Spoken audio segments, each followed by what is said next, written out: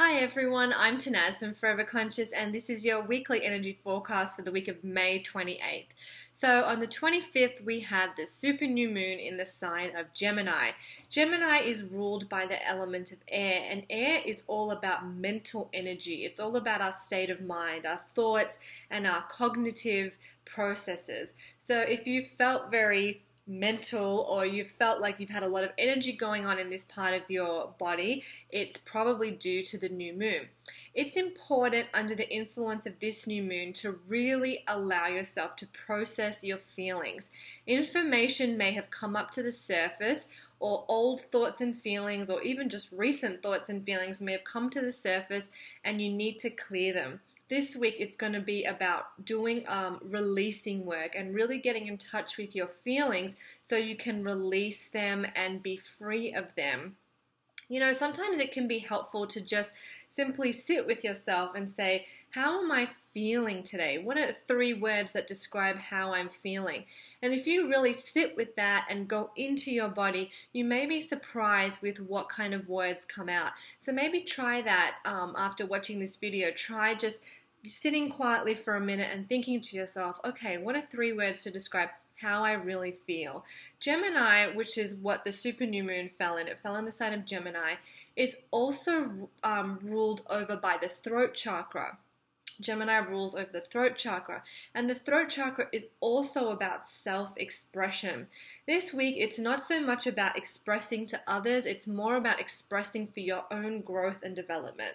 That means that it's about journaling, talking to yourself, going through your own thoughts and processes for you, not necessarily for other people, for you.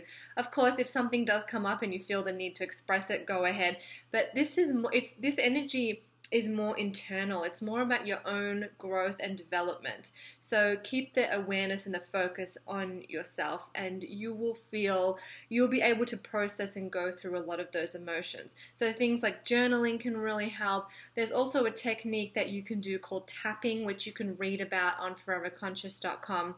And I also have posted a new moon ritual, which you can still do. The lunar energy is still quite strong, and that's also a great ritual for kind of healing and releasing. So foreverconscious.com, you can find out more about how to do that.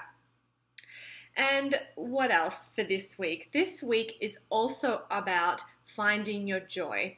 I read something earlier this week that said your purpose in this life is to really find and discover joy. And I think we often forget that. I think we often get so caught up in doing all these amazing things, which is great, but remembering to focus on joy.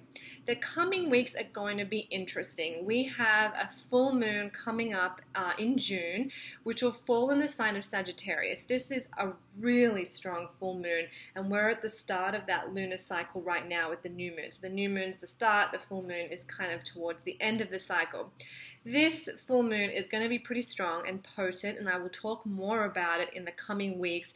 But after that new full moon, we follow with a new moon, another super new moon in the sign of Cancer, and this is going to be a really, really nice culmination of everything that you're feeling now. So there's a little bit of a journey that we're going on over the next month, and you're going to see how things change and shift from now till then. So stay positive.